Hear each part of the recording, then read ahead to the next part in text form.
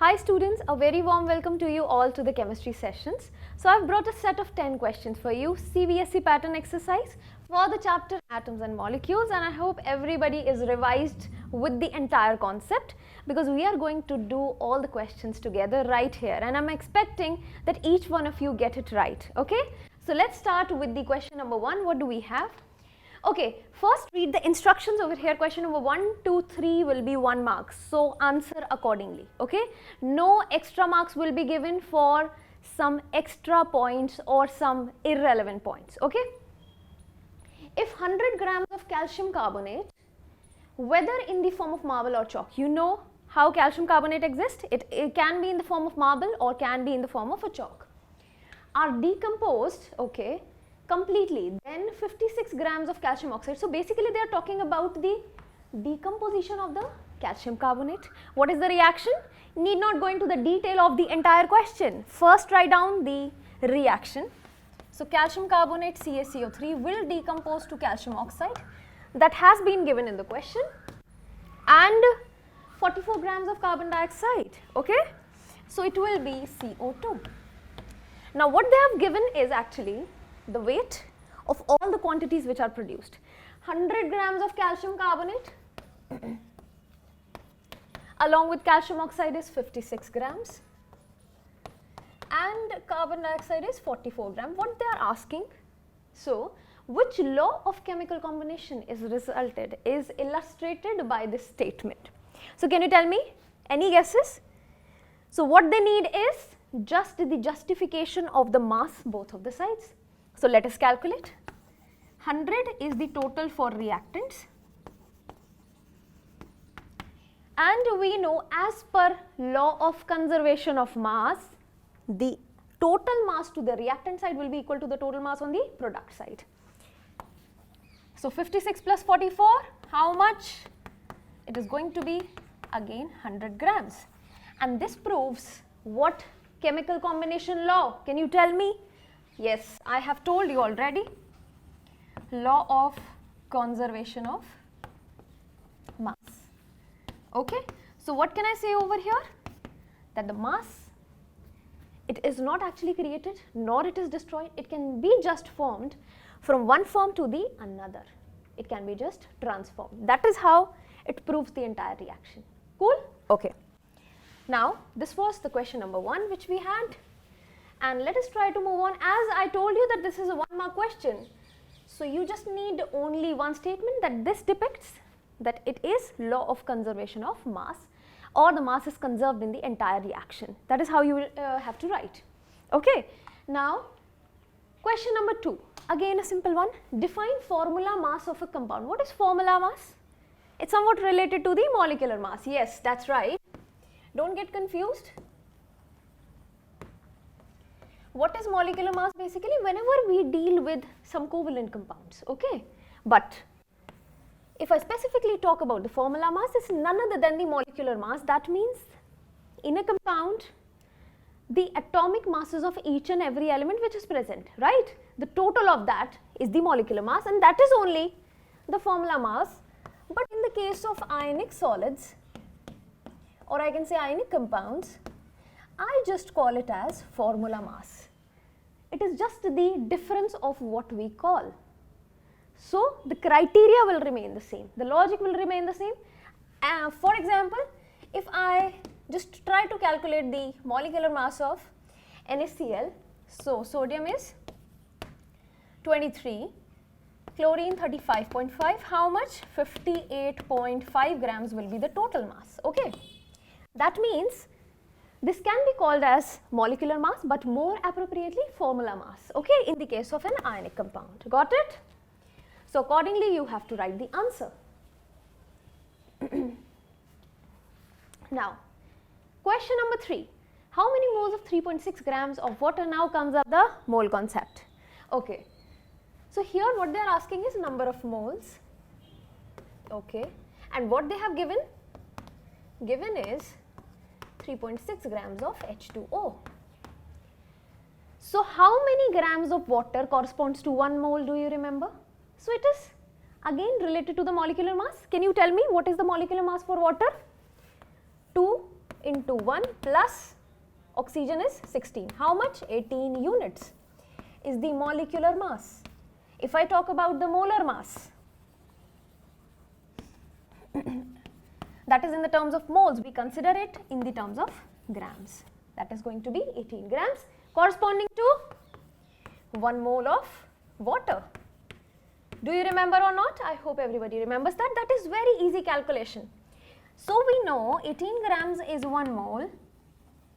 So you can very well find out by the unitary method 3.6 grams how many moles? This much. 18 twos are 36.2 moles will be the answer. And I hope everybody has calculated the same.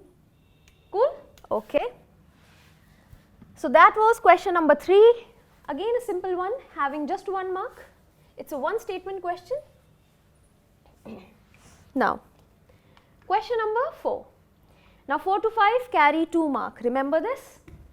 What is the atomicity of the following? First of all, what is the atomicity? Atomicity is actually corresponding to whenever an atom, it actually combines with the same atom and it exists as a stable compound in the nature, right? So what is the atomicity? That means how many atoms of oxygen itself is there in the oxygen gas? O2, it exists as O2, okay, very stable. Ozone, it exists as O3. So here the atomicity they are asking, they are not asking about the compound formula.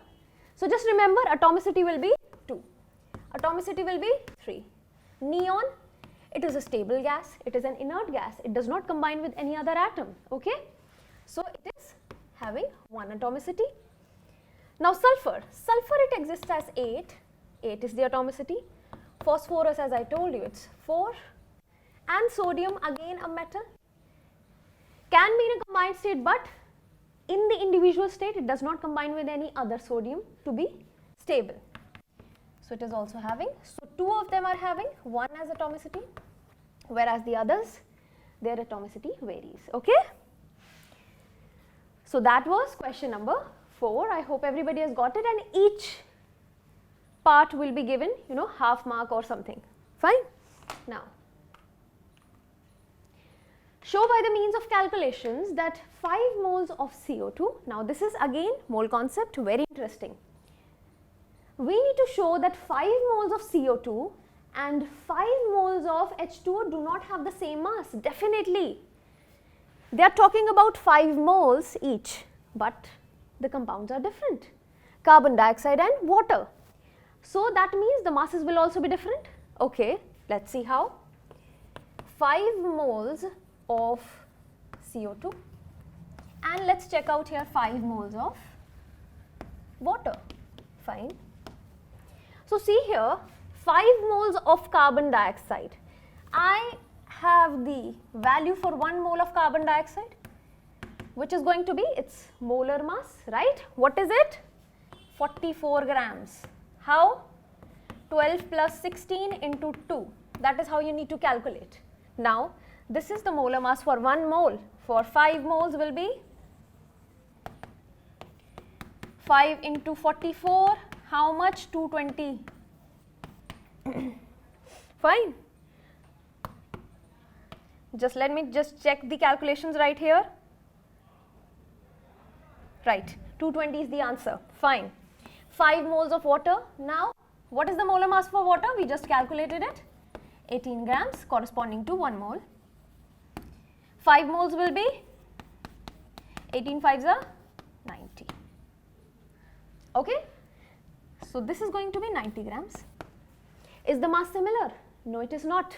One is 220, another is 90. So do not have the same mass. They have already told us. How much is the difference in their masses? I just need to find out the difference. So 220 minus 90 comes out to be how much? It's coming out to be 130 grams. Right? So that is the answer. Fine? Okay, now let's move on to the next question. So mostly from this chapter, molarity based questions, right? That means not molarity but mole concept questions are more likely to come, and they will definitely come, okay, because it is going to be a very, very important topic from your 11th standard as well as your 12th standard also. Now question number 6. Okay, 3-mark question, seems to be a pretty good question having several parts. What is an ion? How is an ion formed? Okay, first of all, what is an ion? Ion is a species which is not stable first of all. It is formed whenever, how it is formed? Now comes up the formation. Whenever a species gain electron, okay, and I am not very sure that how many electrons will be gained, okay, so that is why I am writing n electrons, or the species can lose electrons as well depending upon how they have to complete their octets or duplets, okay. So depending upon their valency, an ion is formed. So gaining or losing, if I gain, we get some negative, Ne electron, right? If I lose, I get a positive charge developed on the atom, right? Okay. So in both of the cases, one is the negative ion which is formed, another is the positive ion which is formed, and negative one is known as the anion, whereas the positive one is known as the cation, okay. So explain with help of 2 different examples. Yes, I can give examples as well. See, in NaCl, sodium, right, it gains 1 electron or loses? It loses 1 electron. So it has got 281 as the electronic configuration. It needs to lose 1, 2 chlorine having 287. Both need to complete their octets. So Na will lose, generating a cation, whereas Cl will gain, generating a an ion, right? So that is how you need to give an idea through an example, okay. And not just this example, you can take up different examples, but remember only the ionic compounds are valid over here. Maybe MgCl2, yes, this is also an ionic. Even if you don't know that even if you don't remember the name of the ionic compound, you can just form it. Take one metal, a usual one, and take one, let's say a non-metal, usually chlorine you can take, okay. So one metal, let's say not just Na, if I don't remember Na, let's say potassium, potassium along with chlorine, KCl, again an ionic compound, I can very well depict that. So that completes my part number 1 with 2 examples of different ions. Got it? Now, the valencies or the charges of some of the ions are given. Study this data. They have given the valencies. Sodium ion +1 we know, we just have formed it, okay. Ammonium ion +1, yes. So ammonium ion, and the next one is calcium ion +2, lead is +2. So what is the purpose of giving this particular data? Let us just check out the question first. What do they actually need from us? Using this information, write down the formula of the following compound. So basically, yes, as I was suspecting, they want us to write down the formula, because they haven't, if you have noticed here, they haven't given any formulas over here for all the ions. Sodium phosphate I need to form, okay. So see here, first of all, let us just get an idea of the phosphate ion. 3 negative is the charge, okay. So I need to form the formula. Sodium means Na, phosphate means PO4. We know the charge is -3, we know the charge is +1. I need to equate the two. How do we do it? +1 and -3, okay. So these are the valencies basically 1, 3. Let us just try to cross multiply. Na3PO4 is the answer, because we need to equate the charges. The positive charge must be equal to the negative, so that we get the total charge as 0, a neutral compound is formed. Ammonium phosphate, okay, not ammonium phosphate, it's ammonium sulfate. Ammonium ion is this ion having a +1 charge, and sulfate, SO4 sulfate is 2 negative, need to equate it once again. So -2, over here also it should be +2. That means I need to make it twice. That is the formula. Or else you can do the regular way, the classical way of cross multiplication. Fine? Okay. So you have to always go by the logic. Calcium hydroxide. Calcium, just like the magnesium, has +2 charge. Hydroxide, OH, -1. Again we need to equate it, multiply it by 2, and we got it CaOH whole twice is the formula. Fine. Now lead bromide. What is lead? Pb. And they have actually mentioned, see, in some of the metals, maybe not metals but even in non-metals, what happens is not just one valency, it exhibit more than one valencies. So you need to look over here is lead. Lead, it can be present as +2 or it can be present as +4 as well. So we need to check in the question what actually they have demanded for. Lead ion +2, so we need to consider +2, okay? So don't just go by the data which you have in your mind, try to recheck it with the, try to verify it with the given data. +2, bromide, bromine, -1, make it twice and we got it. Are you able to do that? Okay, I hope everybody has got this, how to actually make the formulas over here. This is going to really help you in the higher classes. Now this completes my question number 6 as well. Now coming on to the 7th one. What is meant by the molar mass? I have already discussed this thing. Okay, molar mass of a substance, state the unit in which the molar mass is usually expressed.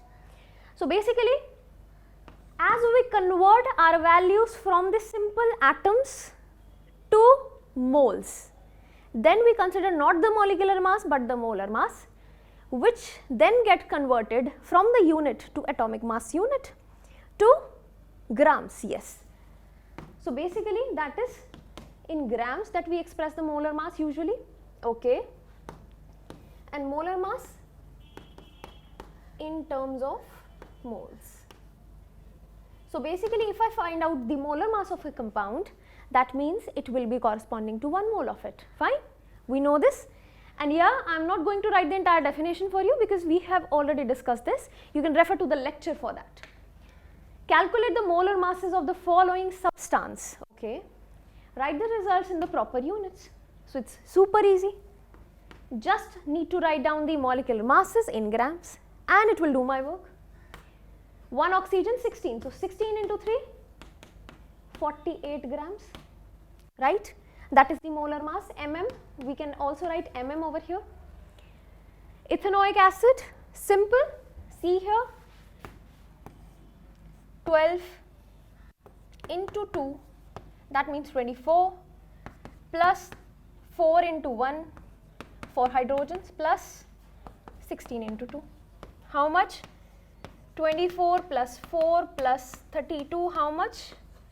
28 plus 32, 10, 60. It is coming out to be 60. Yeah, that's right. So 60 grams for the ethanoic acid is the molar mass for this particular compound. What is the another name for ethanoic acid? Can you tell me? It is acetic acid. Yes, that is present in the vinegar. So you are intelligent people, you know most of the things on your own. Now A part done, B part done. Let's move on further to the question number 8. Define atomic mass unit. What is it? What is the symbol of it which is used commonly? Okay. Atomic mass unit first of all, and what is atomic mass? Both of the terms I'll be explaining simultaneously. Atomic mass, what is it? So basically it is actually a relative mass. As I told you in the lecture also, that if we want to measure the atomic mass for any element in grams, what will happen? It will come out to be 10 to the power minus 24 minus 25, so complicated values. So we never wanted that. So in relation with one particular element, that is carbon, we found out the atomic masses of other elements as well. So that is why it is a atomic mass is basically in relation with, it's actually a relative mass in relation with the carbon as compound, okay, carbon as atom. So basically if we talk about the atomic mass of carbon 12, this is an isotope, specific isotope of carbon we have taken because it is usually very abundant in nature. So atomic mass, it actually comes out to be this much grams, which again makes our calculation very complicated. So what do we do over here is, we assign this as a relative. Okay, so we just do is assign 1 unit is equal to 1 by 12th of this entire mass of the carbon. Okay, and which is coming out to be 1.6 into 10 to the power minus 23 grams. So we call this as 1 unit. That means 12 units will be corresponding to the mass of carbon 12. That is mass of the carbon 12. If I talk about 1 unit, it will be 1/12 of the mass of carbon 12 through this particular data. Fine. So this unit is actually equal to the atomic mass unit, also known as AMU. Its units are also known as AMU. Fine. Usually these days not AMU, but we call it as U. That's it. Units. 12 units, that means mass of the carbon 12. If we talk about any other element, let's say magnesium, 24 units it is. That means how much? 24 times of 1 unit. 1 unit is this much. Getting it? Or I can say just 24 times of this. Yes, that is how we actually lead to this term atomic mass unit and atomic mass of an element. Fine. Now you can very well find out what is meant by saying that the atomic mass of the carbon of the oxygen is 16. That means it is saying it's 16 units. That means it is 16 times the 16 times the 1 by 12th of carbon 12 mass. That is what we actually correlate with the carbon 12. So 16 times of the 1 unit. This is what? This is 1 unit only. Yes? So that is how we can correlate it with the carbon. I hope everybody has got it. It's a bit confusing, but not really. Once you get what are the actual values, you can, it's again a convention. We are not able to measure such big quantities, such complicated quantities. So we just name it as in the terms of units to make our calculations easier. Okay? So that was question number 8. Everybody has got it or not? So I'm hoping that. Still have any doubts? You can approach me. Now, yeah, 5-mark question, 2 questions will be there. Okay. A liquid compound X. So it's a mapping question, one of my favorites. A liquid compound X of molecular mass 18. Can you tell me what is the compound? Just by looking at this data. 18 units, 18 grams. Yes, we just found out it is of water. So we are just suspecting over here that this is water. Let us just try to confirm it. Can be obtained from a number of natural resources. Water can be obtained from a number of natural resources. It is confirmed. All the animals and plants need liquid X. Yes, water. We need water for our survival. When an electric current is passed, now electric current, they are passing through this liquid X. That means electrolysis of water.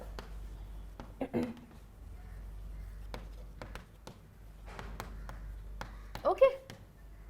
So they are passing the electric current under suitable conditions. What they get? Okay.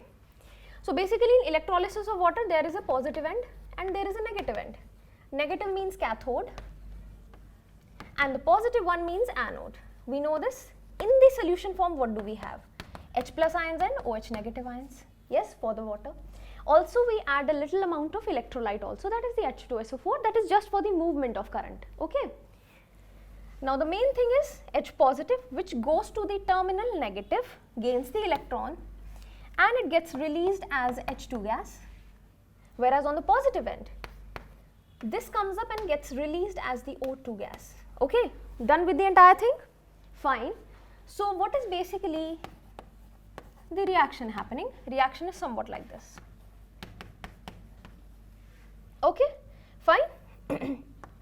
So, what I can just do is twice and twice. We have balanced the entire equation as well. Fine. Now, so current is passed through 200 grams of liquid X. Okay, so they have taken 200 grams of it. Then, yeah, 200 grams Then 178 grams of Y is produced, okay, and 22 grams of 178 is Y, 22 is Z. Gas Y is produced at the positive end. What is the gas at the positive end? O2, right? So this is Y and this must be then Z. Fine. So Y is 178 grams and Z is 22 grams if you see. Okay. Moreover, gas Y supports combustion. Now is it confirmed? Oxygen always supports combustion. Whenever I want to burn anything, I need air for that. Yes? Moreover, yeah, it supports combustion and Z burns itself, causing explosions, popping sound. Remember, that is for the hydrogen. My entire question has been confirmed. What are actually they looking for? Let's see. Right. So first of all, name the liquid X. X is water. Yes? Y, O2, Z, H2. Fine. What is the ratio of the mass of the element Z to the mass of the element Y? In the liquid X, what is the ratio? Can you tell me? See here, if we go by the stoichiometric coefficients, that means 2 is to 1. Fine.